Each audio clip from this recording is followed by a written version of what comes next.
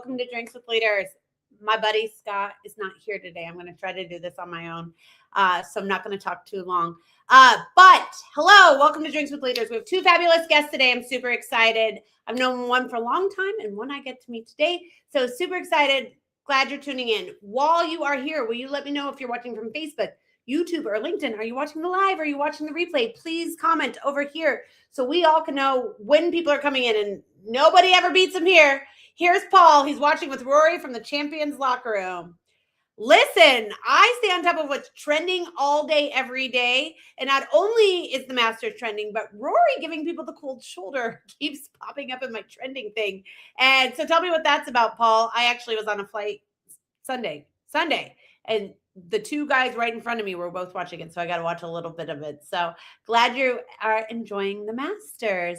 If you guys ever want to learn to follow up, or I guess just be good at sales, Paul is the person to follow. Paul and I have been trying to plan a lunch for a while, and I always say, oh, we'll get to it. Paul actually put it on the calendar.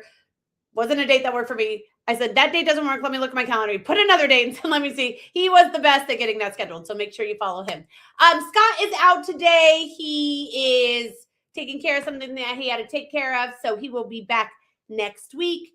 But we are super excited you're here. So I want to talk real quick about Bestway International and Vardy Construction. Both have been sponsors for a very long time, and we are very, very, very happy to have them here. Bestway International is actually having their cargo cafe this week on Thursday. So it's this week. If your company deals at all with shipping anything, you need to check in to the cargo cafe every single month. They are on top of tariffs. They are on top of law changes. They are on top of fuel charges. They're on top of all of that. So go make sure. It's usually on Wednesdays. This month it's on Thursday. So go over there. Tell them that we sent you, please.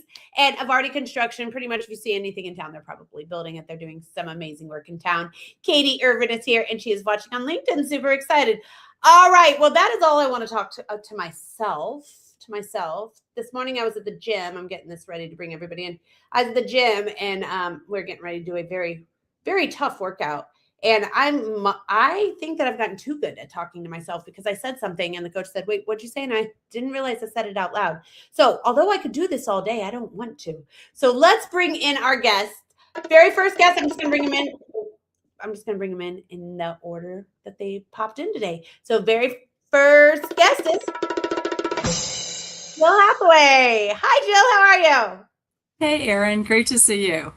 And our next guest is... Wait, what? Dr. Brandy Archie. Hi, Doctor. Hi. How are you? I'm great. Thanks for having me on. I love when it's a woman and it says doctor at the beginning. So welcome. All right. So for all transparency, this is super fun for me, because 8 years ago, I think, I got into a program called Scale Up, and Jill was my coach in that program. And we've not got to see each other at least for a couple of years in person, but we have known each other for a long time, and it's my first time meeting Dr. Brandy. So we are going to get to know them together and catch up together. So let's just get started. We'll jump in with you, Jill. Who are you? What do you do? And how do you get to Kansas City? Thanks, Erin. Appreciate being here. And yes, it's good to see you. And just a little side note, Dr. Brandy Archie was in another program that I facilitated, Growth 360, and that's probably been, I don't know, 6 years ago or something, Brandy? 6 years. It's like a while. Yep. I'm Jill Hathaway. So I'm the Regional Director of the Missouri Small Business Development Center at UMKC and Director of Entrepreneurial Education at the UMKC Innovation Center. And I'm in Kansas City because I had a background in international economics, banking, went into sales, moved to the Midwest, covered 7 states in the Midwest, and started a business in 1998. I am old. And the business actually failed. And we'll talk about that in my pivotal moment. But the business failed in 2014. And I took a class at the SBDC, never knew they existed, an entrepreneurial mindset class. And they asked me to be a part of the program. And from there, it has just been awesome. I wake up every morning wanting to work with entrepreneurs to help them grow, strategize, as I have with these two lovely ladies, and focusing on Kansas City's ecosystem and really just helping businesses across the ecosystem however we can, but typically one-to-one coaching, facilitated trainings, and just a privy of professional partners and resources that we provide. I have a question that I've always wanted to ask you, but I've never had you on a platform to be able to ask you, and now I do. Okay, because you've been working with entrepreneurs for so long, when an entrepreneur comes in, do you have a gut feeling or no, they're going to make it or they don't have what it takes to make it? And how open are you about that, I guess? Oh, I'm very, you know me, girl, come on. Everything is about accountability, right? Do I have a gut feeling after the first conversation? Yes, I have a pretty strong gut feeling. I'm a woman, right? So we always have gut feelings. I have a pretty strong feeling of if they're going to make it or if they are, and there's nothing wrong with this. There's a lot of entrepreneurs that are learners, right? I'm a learner. So they absorb as much information from as many resources as they can, and they take that information and they apply what they want to or they don't want to. If in order to get back on my calendar and really anybody on my team, they've got to do the work. And so they pretty much, either push themselves out and because they don't do the work or they don't, or they get back on the calendar and we continue to keep going forward with things. But yeah, it's after 11 years now of doing this, I've seen a lot of different stages of entrepreneurship, different types of entrepreneurs. And yes, there's not a magic formula by any means, but really it's that desire, to make a decision and take an action and do the work. It's not perfection, it is progress. And that's part of the key. Now, really? if you wanted me to ask you about you and when I met you. Oh, yeah. I was going to say we should put you back on the hot seat. And did you think either of the two of us would still be in business at this point? Yeah. Well, okay. So you can answer that about me, but also what business, I imagine there's one business, right? Like with Shark Tank, it's Ring Camera that they look back and they're like, I didn't see that coming. What business for you, and you don't have to name it if you don't want to, but you might want to give them a shout out. Are you just so proud, but also like, I didn't see that level of that coming out of that. There's lots of them in Kansas City, and there's not going to be one specific unicorn that we actually work with. Typically, we work with a lot of that growth and scale. So on average, $750,000, 250,000. Growth is 50,000 up to about 50 million. There's been lots of scalar of alums because we've had over 260 alumni go through the program. I would say 10% of them have actually made it and made it really well, meaning that they've either sold, they've just gotten incredible articles, they've had opportunities to sell, a lot of offers. There's been 10% of them that have closed. There's been several construction companies, probably more professional services versus specific products. So I would say the two industry where I've seen them make it more is probably professional services and construction. Nice. Yeah. Katie says Jill's the best and will hold you accountable. Love her. Katie knows that too. Thank you, Katie. We love Katie. All right. Well, awesome. I'm sure I have a lot more questions after you talk about your pivotal point. Okay. Dr. Brandy, who are you? What do you do? How do you get to Kansas City? Yeah, my name is Dr. Brandy Archie. I'm an occupational therapist and founder and CEO at AskSAMIE. So we help people stay living at home, whether they're older adult or have a disability, by getting them connected to the right services, adaptive equipment, and resources. And you do all that through an AI tool that we built and in a nationwide network of OTs that we are currently building. And so we're really trying to take a holistic approach to making living at home, aging in place, disability care be a lot easier to handle and manage. The reason I'm in Kansas City is because I was born here. So I'm born and raised in Kansas City. I have worked all over the country, and I was a traveling occupational therapist for a good amount of time and saw lots of different things. And I came back here because the last place I was living was Washington, D.C. And I wanted to buy a house and have kids. And that's much more expensive in Washington, D.C. than it is here, where you have a whole family support. So I'm back in Kansas City. All right. So you said you were in Jill's program 6 years ago. Was that for your current product? That's interesting. It was at a pivotal point in which I went from a service-based business where we were sending occupational therapists to the home to solve the same problem we just talked about, And then realizing that was hard to scale. And so went to do that class in Tech Venture Studio in order to think about how we might turn what we were doing in person and very manually into something that was tech product. And so now we have done that in a way that is accessible nationwide. And okay, so when did you launch the tech product? Yeah, we launched it in 2023. And what has been the most surprising thing post-launch for you? Ooh, that's a good question.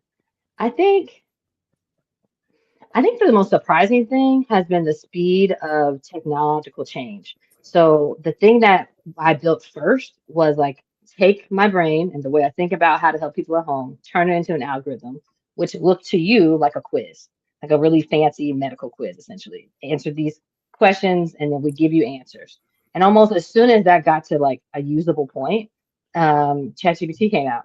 And then we were able to take all that stuff that we had written down and put it into an AI and train that, which was much more user friendly than doing the quiz. And since then, AI has really increased the speed of our development so that there's like so much more that we're doing that I ever thought we were going to be doing and problems that we were going to be solving.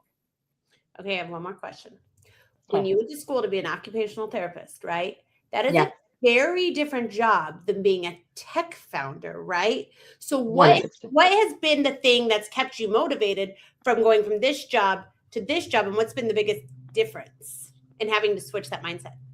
Got it. I'm gonna start with the biggest difference. The biggest difference is that my work is not with patients. It is directly with like the people who work to build these things and also like other clinicians. Now we're building tools for them and like learning about like how to build a website and all the tech behind everything and like how I can manipulate that to do what I want it to do. But the similarity is that occupational therapy is all about helping people be as independent and as safe as possible doing their everyday stuff. And that means we're great problem solvers. And so bringing that into this ecosystem or this space is really a strong suit, right? Because like I see a problem, I want to solve it. I need to use tech to do it. I'm going to figure out how we're going to make sure we get that done. It's exactly the same process as your mom fell and broke her hip. She does not want to use that bathroom over there. She wants to use this bathroom over here. How we're going to help her to make that bathroom work and problem solve that in a way that works for her needs too. So similarities and differences. Okay, I have one last question because I've never been on your software, but because you are usually helping an older generation, is there any pushback at the software or in the tech space? Because just not always, but sometimes the older generation is harder to adapt. Great question. Yes and no. So yes, I hear from people who say like, I don't want to deal with it from that angle. My daughter will do that, or I'm not very tech savvy. But the data shows us that 50% of the people who buy at AskSAMIE are buying for themselves, and 50% of them are family caregivers. So whereas I thought mostly we will be reaching family caregivers because of what you just said. Mm-hmm. So I think the people who don't like to use tech are maybe the loudest, but there's clearly plenty of people who are willing to use it to help solve problems in their own lives. But they also still love Facebook. So they're out there. Exactly. It's mostly not really about like inability to use tech is what I have found. They're always texting or using Facebook to catch up with their grandkids. Right. It's more about the willingness to like learn something new or like feel confident about doing it. But they are doing it. So right. That's interesting. All right, Jill. So what was you gave us on pins and needles. What was your most pivotal point in your career? Well, I want to first give Dr. Brandy Archie, kudos because she solved a problem and she's a professional, right? Occupational therapist. And I love that she saw an issue and solved a problem. And it is caregivers because I'm in that sandwich generation. So she would be one of those businesses that I would say she's going that trajectory and scaling because of the number of people, baby boomers that are going to be needing if they need and going to be needing that. And so definitely if she opens up her books and goes public, I would definitely buy stock in AskSAMIE at some point too. Anyway, so one of the most pivotal moments actually was when I failed. I think I've shared this story with you, Erin, but my business failed. So I owned retail shoe stores from 1998 to 2014. And the things I know today that I thought I knew then, but I think we have a lot of our own biases and prejudice with what we feel that we know, did come out. So I actually closed my business due to cash flow issues. And that I hit rock bottom. It took me a while and a lot of pride and humility to actually share my story, which I do a lot more now because I think it's very viable, and it's the reason I do and coach and facilitate and work with clients now. But, had to close the business with cash flow. It affected the business. It affected my family.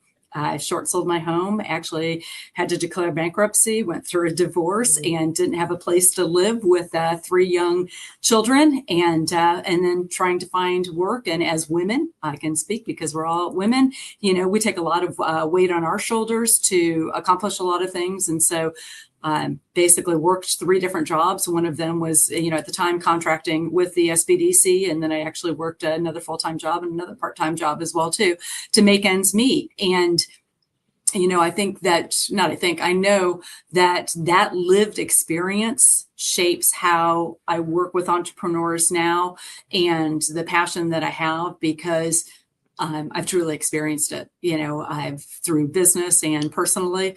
And it was incredibly pivotal. And I could write, more stories and books about it.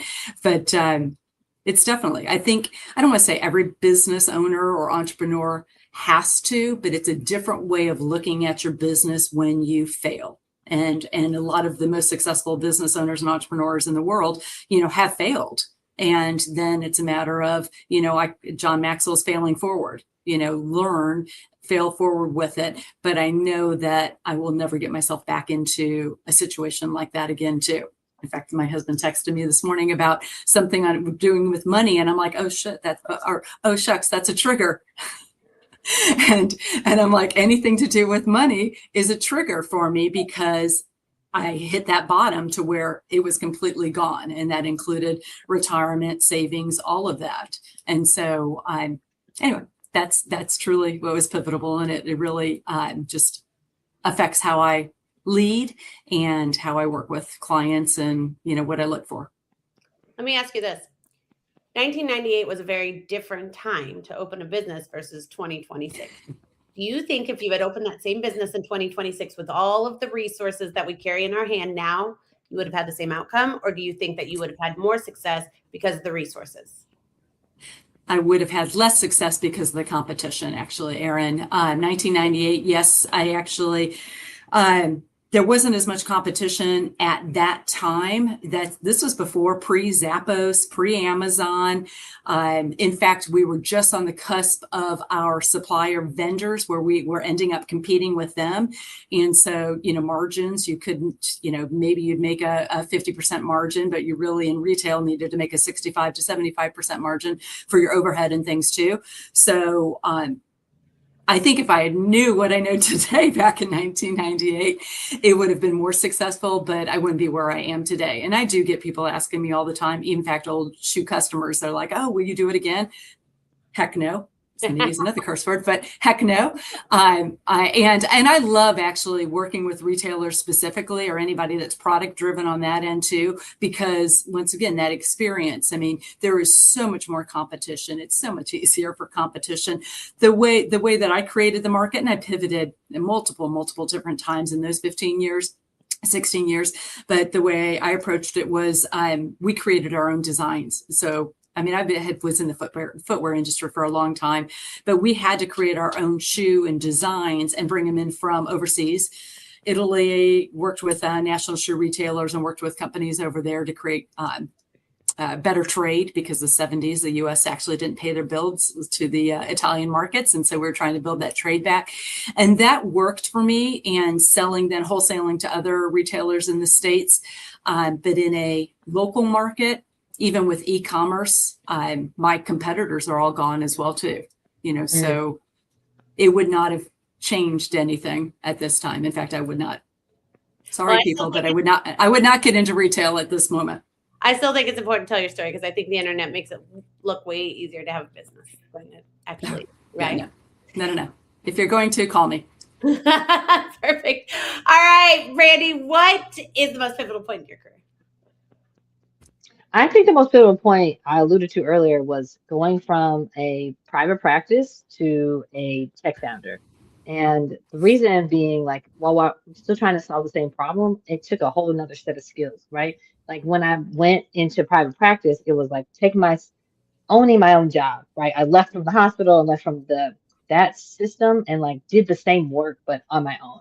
And there was new skills I had to learn in order to run that business. But it was not nearly as challenging as flipping into a whole nother industry, right? Solving the same problem with a whole nother set of tools, I think is the way I'd say that. And so on the one hand, you could say like my private practice failed because I felt like I needed to pivot in order to have it be able to grow. But on the other hand, because I'm still working at trying to solve the same problem, it feels like essentially a pivot. Like it's like I'm still just diabolically opposed to people having trouble figuring out how to stay living at home, even though there are many, many resources that can help you do it. You just don't know about it either till too late or until piece by piece. And I want you to know about it all at one time so you can make a real plan and actually make this thing work instead of going back to the hospital and struggling or moving in with your family if that's not what you want to do. So I think that was like the biggest change because it's grown me so much more to like understand code a little bit and like be able to like create things and like be able to like understand how I can use technology to get to the end solution. Have you ran into challenges of being a woman or a minority woman in the tech space? So that's an interesting question because I have at the science part of my brain said I have nothing to compare it to, right? I've only been this person in this body. And so there are many reasons for why things could be not going the way I want them to go. And I can't help but think that some of it has to do with how I show up in the world. But I don't have no real proof, if that makes sense, right? And so I think the biggest thing is that I'm glad that I came to do this pivot and to be doing this at this point in my life in which I'm highly confident in my personal self.